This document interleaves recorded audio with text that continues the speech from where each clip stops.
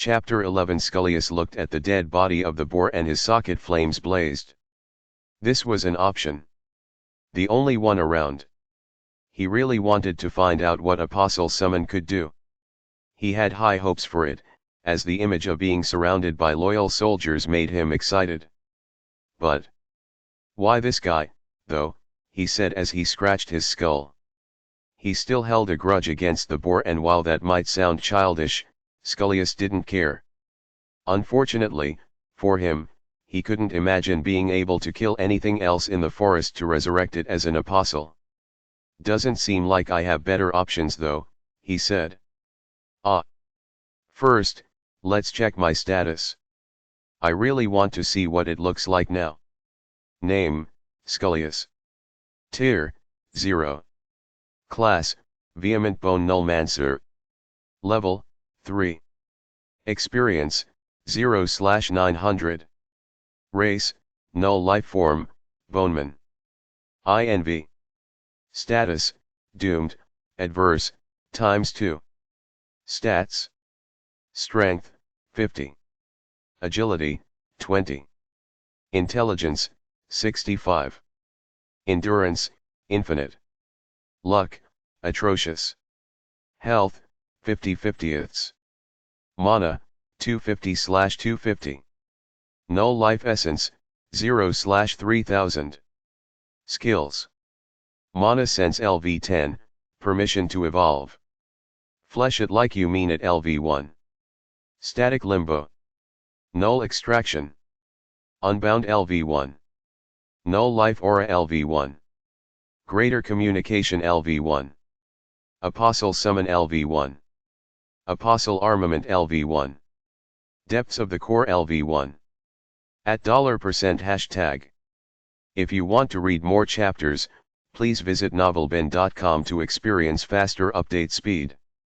Woo, my status looks much better organized now, said Scullius while looking at the additions of class, experience, and other things added.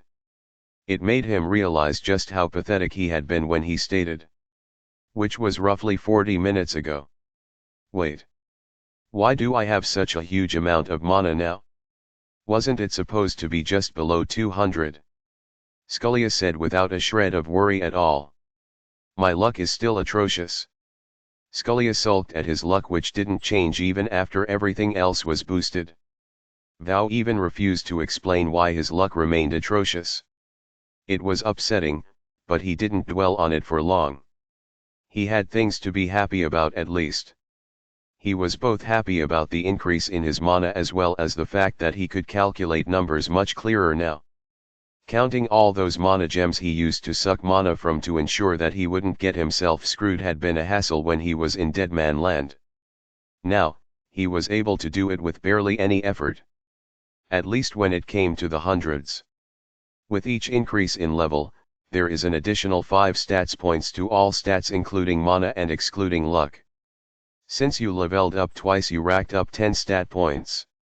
Also, the intelligence you attained from your class translates to mana on a 1:1 basis. Oh. I kind of understand, I guess. So intelligence really is important. I made the right choice after all. Skill Liu said as his socket flames blazed with excitement. However, I should warn you. While other life forms require double the amount of experience from the previous level to level up, your race with all its special traits requires triple the amount for you to level up. The only exclusion is the first level's required experience, which is a 100. Wait, what? Scullius checked the experience bar and his mind gears spun. Wait, Vow bro. Scullius began straining himself to calculate what he had just heard. His added intelligence plus the basic numeric skills he had cultivated for the many years he had been in Dead Man Land assisted him to come up with the relevant figures.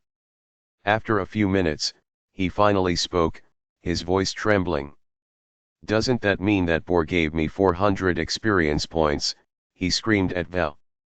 I thought you would have figured it out by now. Your atrocious luck keeps pitting you against dangerous creatures. The boar wasn't a simple tier 1 beast. It was a special race that would grow to be similarly powered to beasts like Azilla. the experience it gave out was according to its quality. You should also take note that a lot of factors contribute to cumulative mana, such as external magic consumables and mutations. Lower-leveled creatures may be able to give similar cumulative mana experience than higher ones in some cases. You only manage to beat it after tiring it out for 30 minutes and with the use of Unbound. Scully's teeth clacked as he thought about this.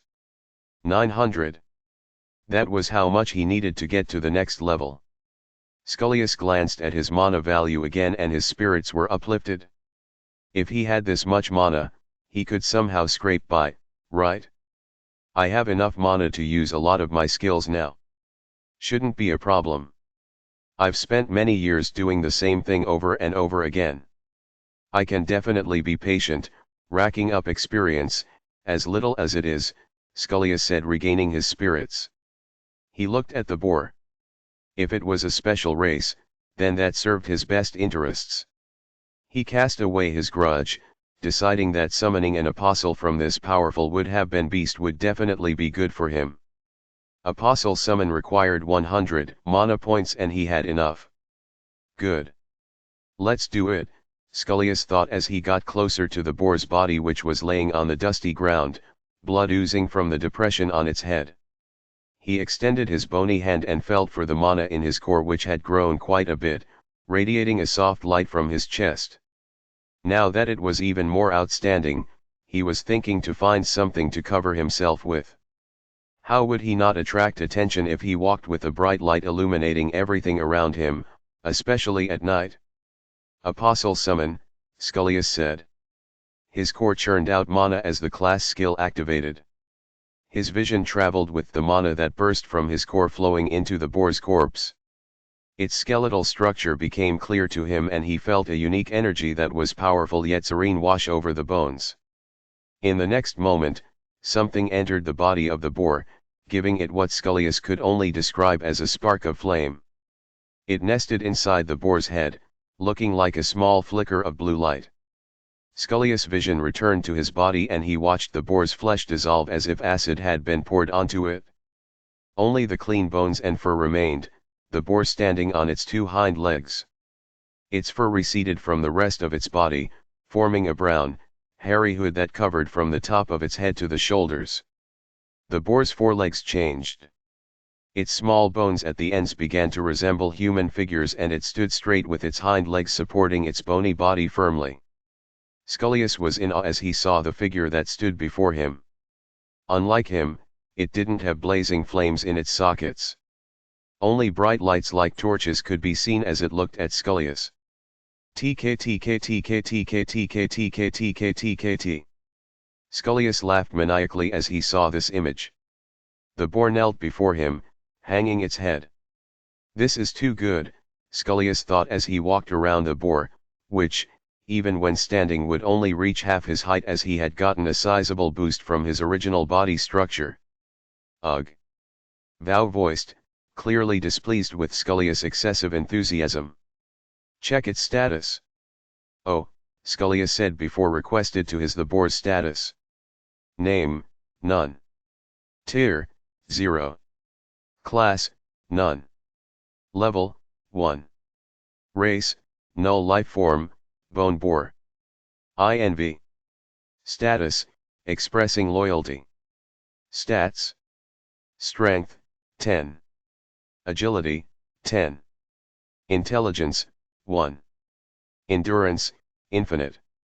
Luck, 5. Health, 10/10. Mana, 20/20. Null life essence, 0/0. Skills. Null life aura. Storming charge.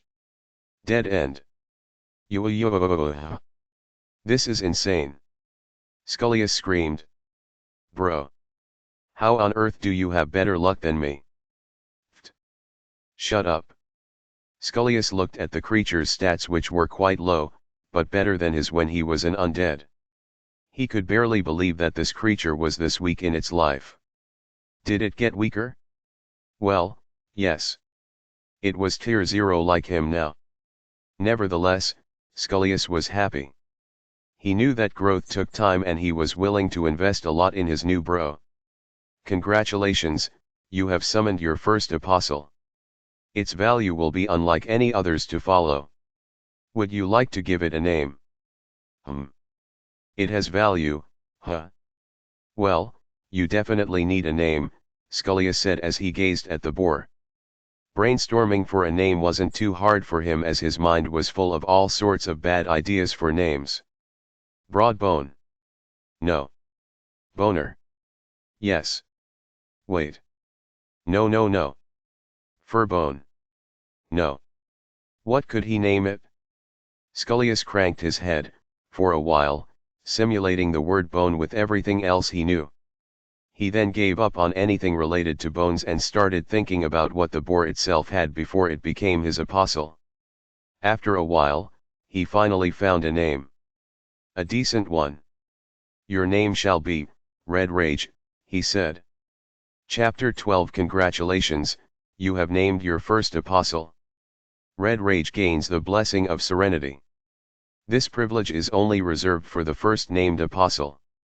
Name, Red Rage. Tier, 0. Class, none. Level, 1.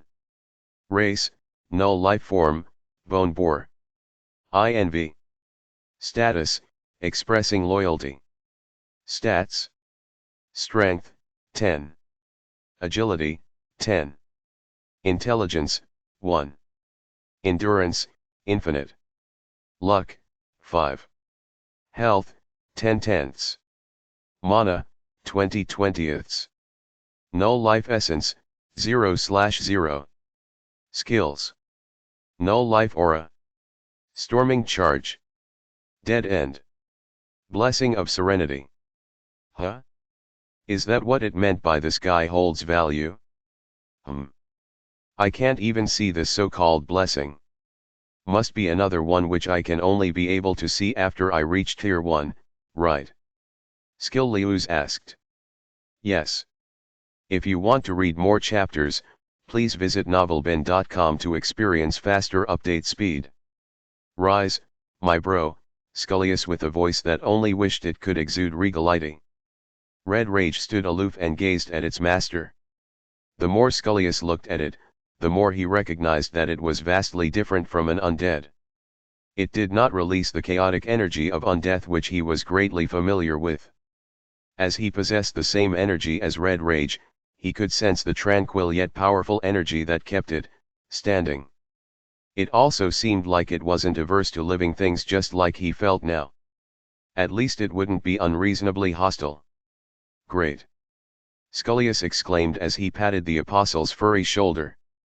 Red Rage suddenly raised its hand and gave Scullius a thumbs up. Red Rage approves of your actions.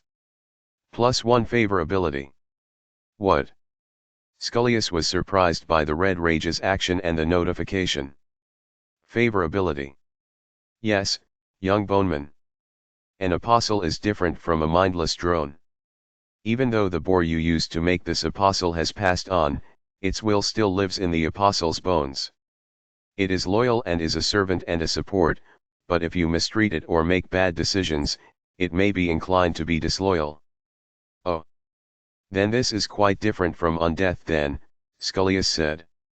Another thing that made a distinction with the power of undeath was explained to him and it only seemed fair. So this favorability, does it do anything for my bro or me? Scullius asked. Yes.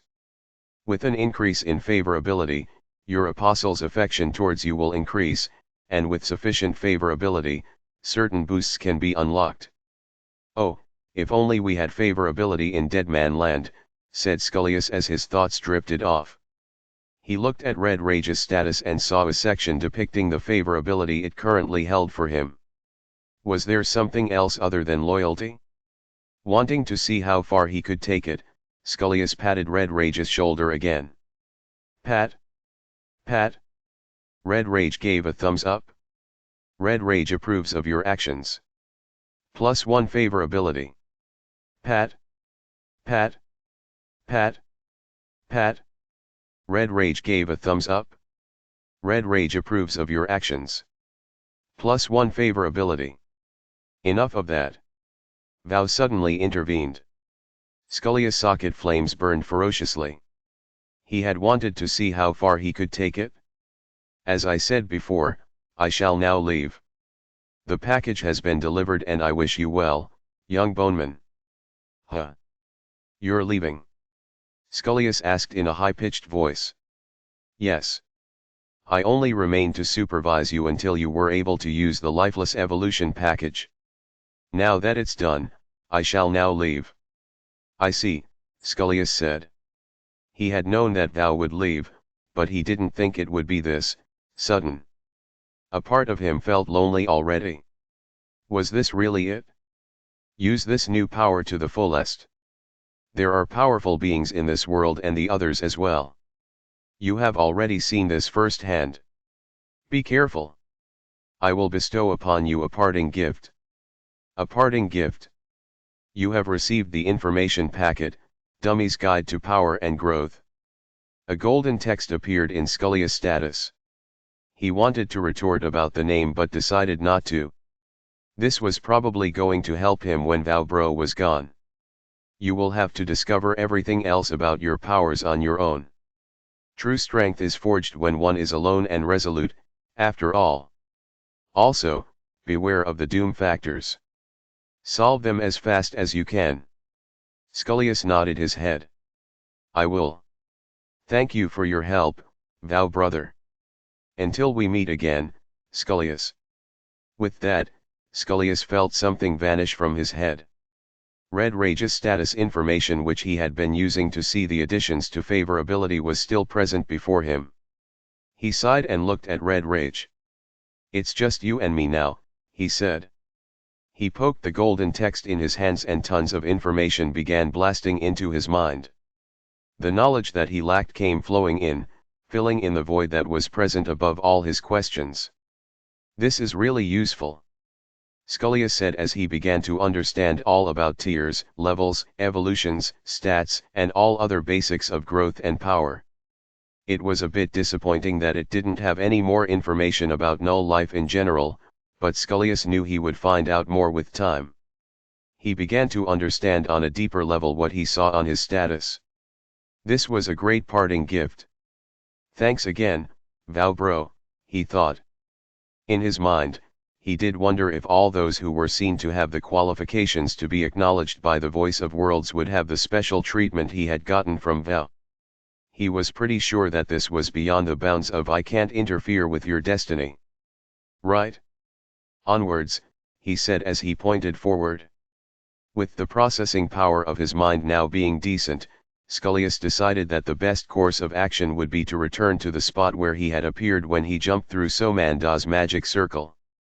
He wanted to find the place where he found the boar and figure out where to go from there. It was the most reasonable move, in his own opinion. The mysteries that he had yet to discover were gnawing at his brain, but he was excited to find out all about them. Scullius and Red Rage descended down the slope and avoided the transition of the color of the grass that surrounded the lake.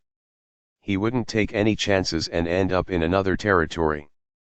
He then instructed his loyal apostle to jog alongside him as they raced back into the lush forest.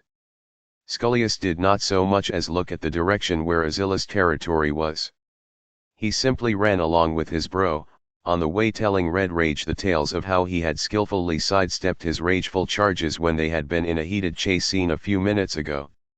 Red Rage would nod as Scullius narrated an incredibly exaggerated version of the tale. Since Vowbro was no longer there to point out how shameless he was being, he took it as far as he wanted to. After some time, the two finally found the place where Scullius first met Red Rage. Ah! It feels like it was so long ago when you blasted me through the trees, he said, a hint of emotion evident in his voice. On the ground, he found his bony arm laying on the grass and delightedly ran up to it. I wonder how this works. Can I put it back, he said as he held it up.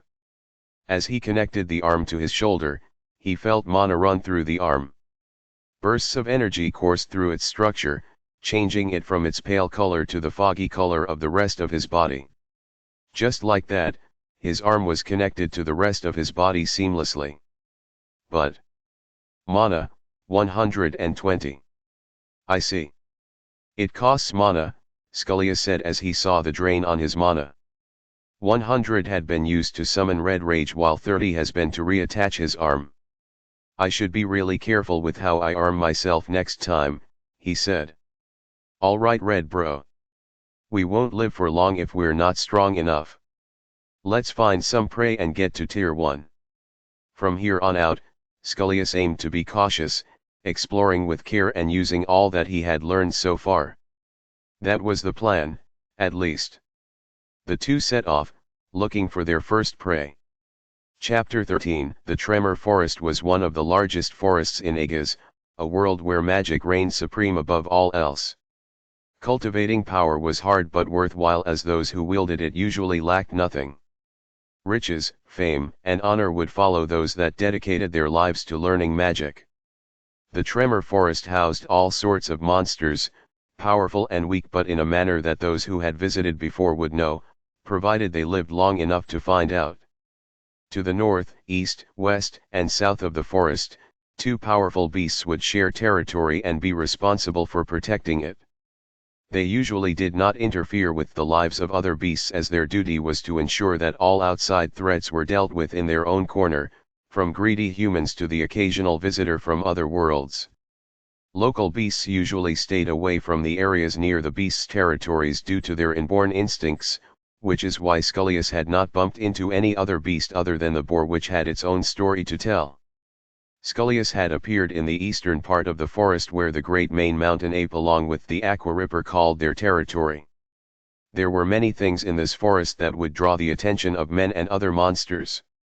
Labyrinths where warriors and mages from thousands of years ago had buried their treasures under the watch of mystical beasts until certain individuals came looking for them, powerful gems cultivated under the rich soil of the forest, among many other wonders that would draw the thirst for adventure and power. Scullius and Red Rage jogged for hours as they traversed the forest. Due to their endless endurance, they could keep at it for days if they wanted to. And they wanted to. Scullius had confirmed that after summoning Red Rage, he didn't need to keep spending mana. However, if his fellow bro got injured, he'd be burning through his mana to prompt the apostle's recovery. They had met a few small creatures that were either too fast or too little to kill. While Scullius was patient, he didn't deign to kill every single thing he came across. As they traveled, Scullius familiarized himself with all his and Red Rage's skills. He had scrolled through all the basic skills like static limbo and null extraction, which he was very interested in, studying their effects. However, Scullius was mainly interested in his class skills above all else, as next on his list was Apostle Armament, which he really wanted to try. Red Rage was outrageously weak at the moment, and as the description of the skill had stated, he had to make his apostle useful. When it came to the mana requirements, he was made to take into account a sensitive issue he had neglected. Mana recovery. He had used some mana for apostle summon and to reattach his arm, and had gotten to witness just how slow it was to recover that mana. It was only after 4 hours of traveling, which was now, that he had finally seen his mana fully recover.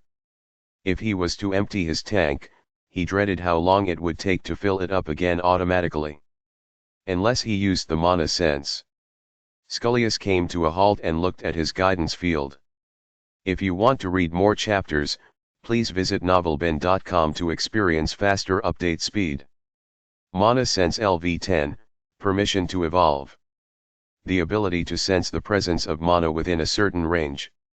Last time I couldn't evolve this skill because apparently, the moronic undead couldn't handle it.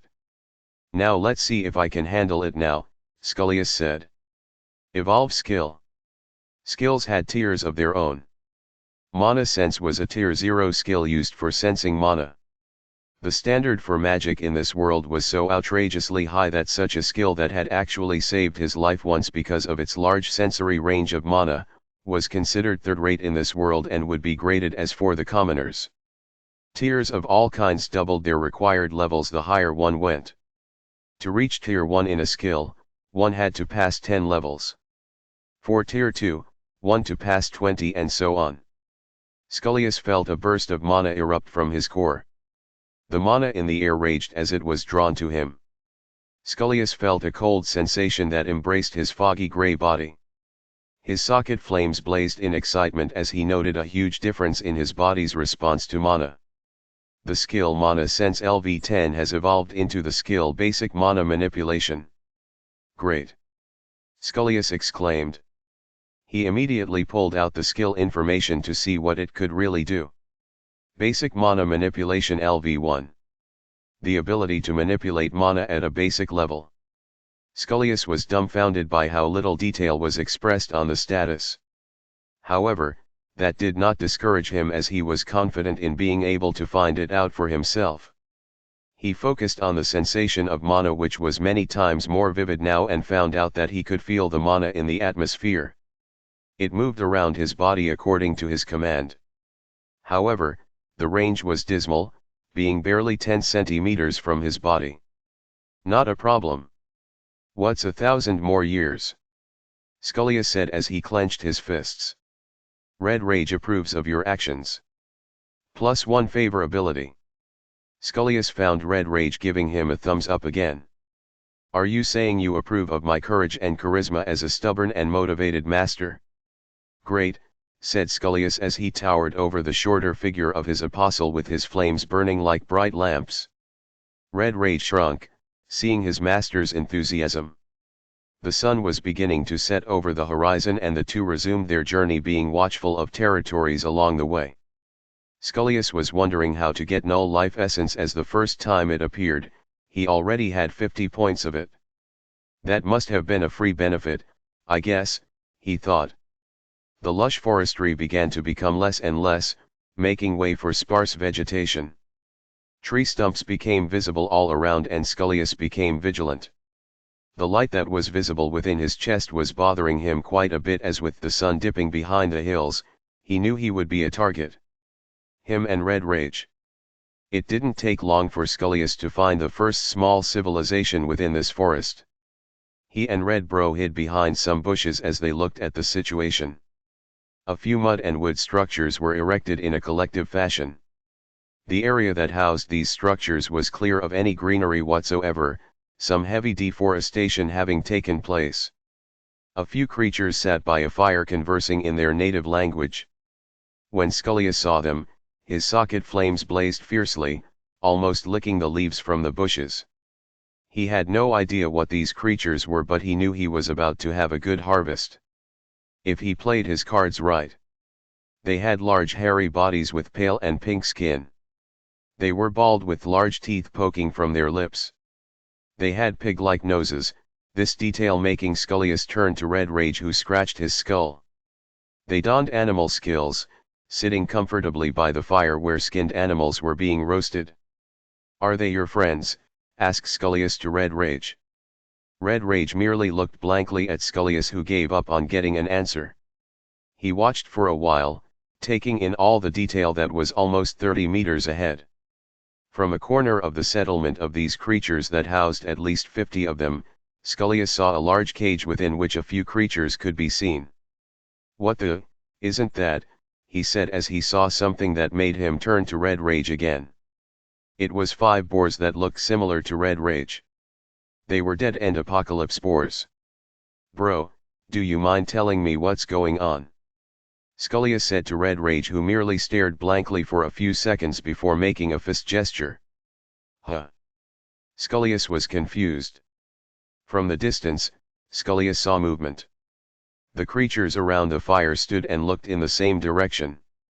A few other figures were walking towards them from the line of trees. They were short green creatures with beady eyes. They numbered around 10, coming to a halt when they were 10 meters from the large hairy creatures. Scullius watched from afar, wondering what would happen next. Was a fight about to break out?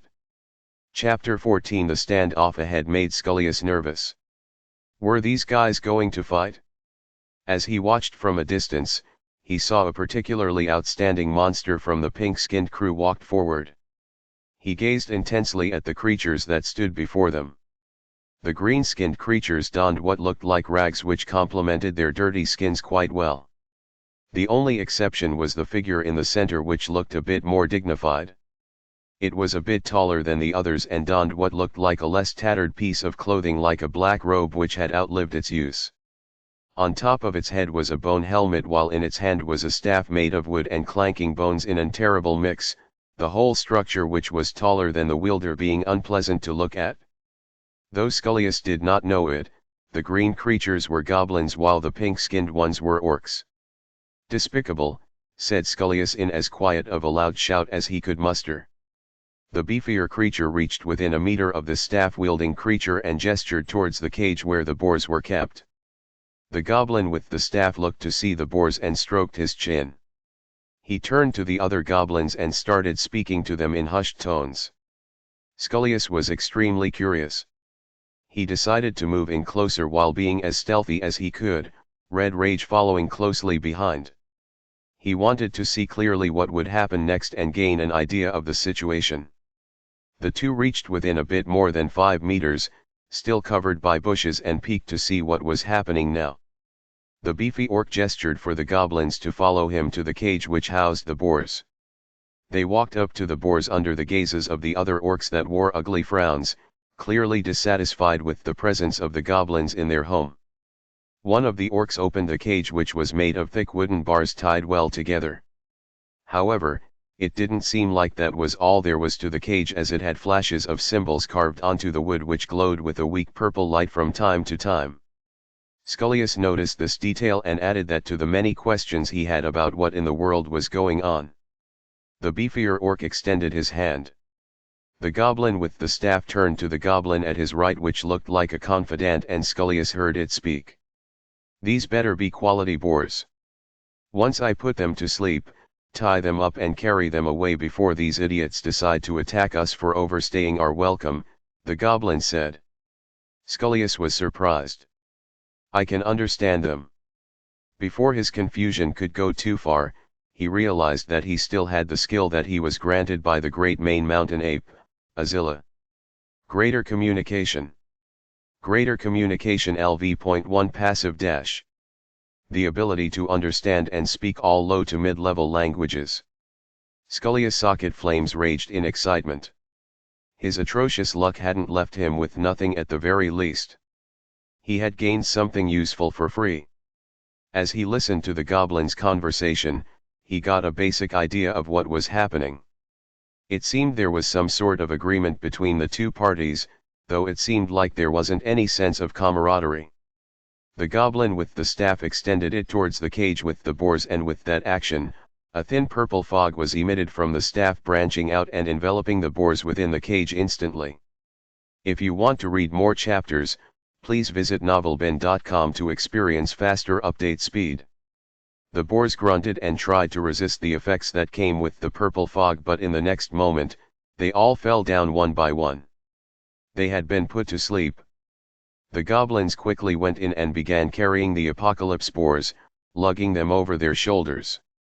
As they did, their muscles tensed from the weight, but there didn't seem to be much difficulty.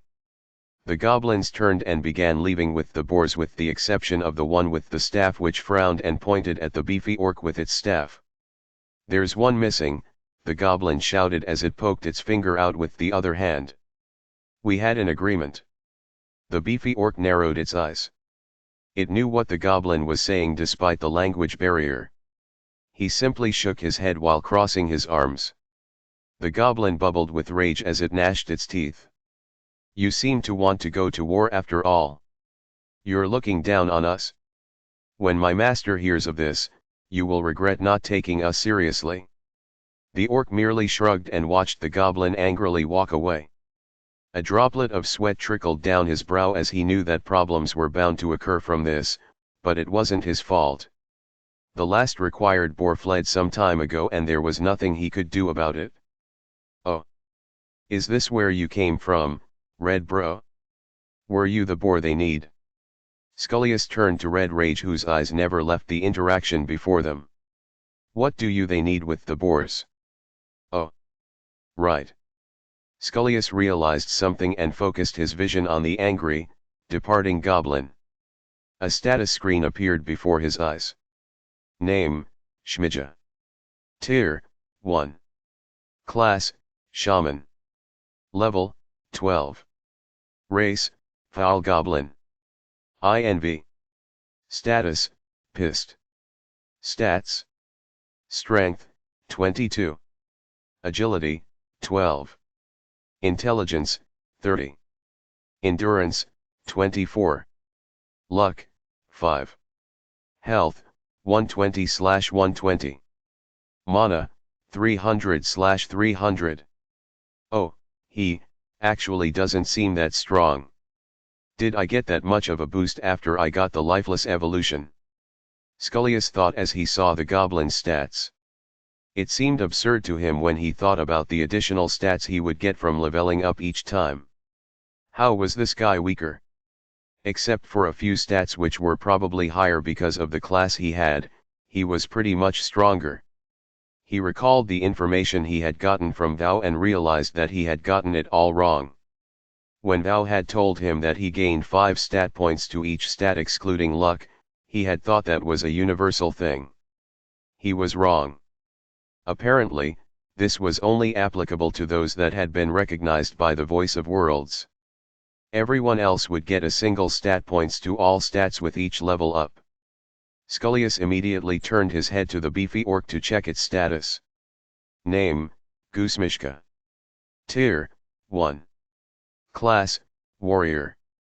Level, 18. Race, Berserker Orc. INV. Status, Nervous. Stats. Strength, 70. Agility, 25. Intelligence, 15. Endurance, 64. Luck, 7. Health, 210/210. Mana, 70/70ths. Well, this guy is pretty strong, Skillius thought. We have our work cut out for us, Red Brother. As Scullius watched the departing goblins, he decided that it was better to understand the situation with the boars and also take his chances with the goblins first. He wanted to understand the number of these creatures as well as their goals. Also, after checking the status of the other goblins, he became very excited. They would be easy prey if he played smart. He had 65 points of intelligence for Skull's sake. Slowly, he began following the goblins, hoping to be lead to where they flocked. With tactful dispatching of the weaker goblins first, he would become stronger in no time. Chapter 15. The goblins that carried the boars trekked through the forests without knowing that they had 2 tails. The goblin with the staff couldn't stop hurling insults at Gusmishka, promising him and his clan destruction when his master found out about his insolence. In truth, Shmija wasn't particularly fond of the peace that they had with the orcs. He wasn't too supportive of the idea of having to live with the orcs at their side even if it was temporary, but there was little they could do when the orcs were naturally stronger and had other clans to back them up. Sure, the goblins had other clans for support, but Shmija's master had told the goblins to not be hostile until he was ready. The current arrangement between the orcs and goblins was resource exchange. Or at least that was what it was on the surface. At first it was a peaceful arrangement enacted a year ago when the goblins first settled in this place. They were weaker than the orcs, yet they had the numbers. Their master saw that it would be a losing battle and thus decided that it was best to form a peace agreement. The leader of the orcs had agreed as he was threatened by the presence of the shaman. He was intelligent enough to know that it would be mutual destruction if they fought, unlike his fellow battle-hungry mates who wanted to war with goblins immediately. Fortunately, his strength and intelligence were enough to allow his clan to survive this long. However, the spectrum was changing, the goblins starting to demand more and more absurd things from the orcs and were getting stronger, becoming a threat to the orcs, so much so that the pink-skinned beasts couldn't refuse. At least Gusmishka decided not to.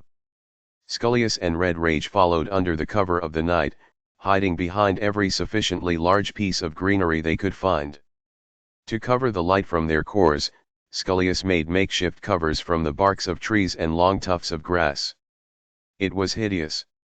He didn't like the look, and even Red Rage had given a -1 favorability, disapproving of this action, but Scullius knew it had to be done.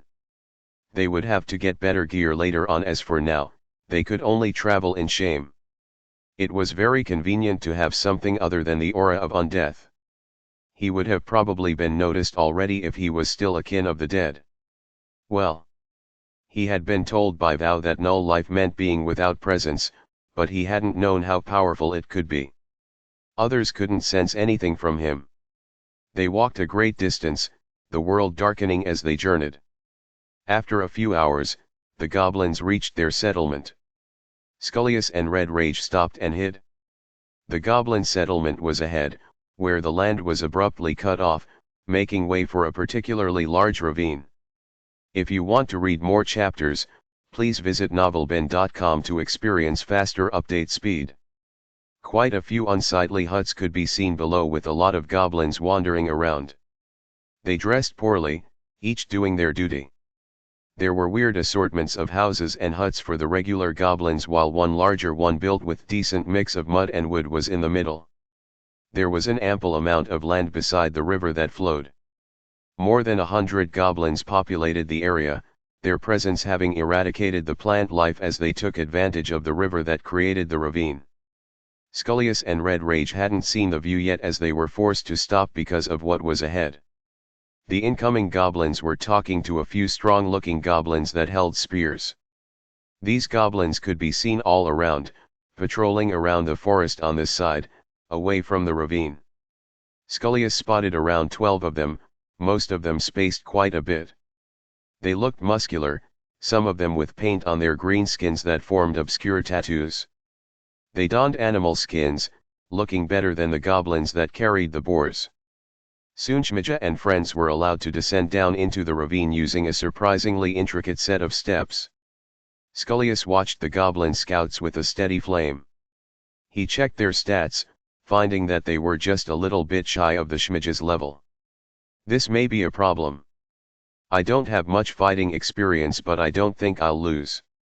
What bothers me is if I can kill a goblin without attracting the others, he thought. He also considered what would be best possible option when it came to leveling up. For him to level up, or to prioritize Red Rage. In the end, he decided that getting Red Rage stronger was the best way to go, as the apostle was pretty weak at this point. He didn't want dead weight. Besides, Scullius doubted that 900 experience points could be reaped from all 12 of these guys. Could it? It was unlike the situation with the Dead and Apocalypse Spore, Red Rage, that had given him 400 experience at one time. At least that was what he thought. But then again, there was a full 1-tier difference. Perhaps a miracle could happen. As for how he would kill these guys, he decided to use a skill that he had tested out before. Static Limbo. Suspend a target at the corridor of life and death. The duration is dependent on the level difference between the user and the target. Mana requirements, 50 mana points. Duration, dependent on level difference. Cooldown, 5 minutes. Scullius thought this would be the best skill to use in this situation, and as he looked at the goblin he wanted to kill, he smiled, his flames landing on a crooked bone knife and a steel rusted dagger at its waist. Should be easy enough, Scullius thought as he looked to Red Rage, who was eyeing the goblins with no particular emotion. He held the bone boar's shoulder. "I'm counting on you, bro. Let's get stronger," he said, Red Rage clenching his tiny fists and the light in his sockets becoming brighter. "Let's get to the killing." Scullius and Red Rage stealthily crossed a distance to the goblin that was patrolling at very end. They were a bit of a distance away, so any small noises they made didn't attract much attention. They hid behind a cover of closely packed trees, and Scullius decided to enact his plan. He grabbed a hold of a fist-sized rock and threw it a distance away. As the rock landed, it produced a burst of sound in the silent forest. The goblin turned, placing its hand on the dagger at its waist. Scullius teethed. He stepped on some branches with a great amount of force, the sound making the goblin alert. It slowly approached, and Scullius continued producing the sound that he believed would be just enough for the goblin to want to check it out on its own instead of calling for the rest. The goblin narrowed its eyes and slowly approached the cluster of trees. As soon as it reached within less than a meter away, Scullius jumped out and extended his hand, red rage following behind him. The goblin took the dagger from its waist and was about to call out with a terrified expression when you have activated the skill Static Limbo. The target has been afflicted by Serenity. Due to the level and tier difference, effect lasts for 15 seconds. As Scullius extended his hand, a hazy blue energy wrapped around the goblin, and before it could scream, it suddenly froze. Its black beady eyes turned light blue and its green skin turned a few shades lighter. It just stood there, looking neither dead nor alive. Scullius wanted to marvel at this scene, but he saw the time that the skill was supposed to last and signaled towards Red Rage hurriedly. "Now," he said. The apostle responded immediately, grabbing the dagger in the goblin's hand and instantly piercing the goblin's throat. "Oh hoo!" Scullius exclaimed as he saw his bro go for the kill splendidly.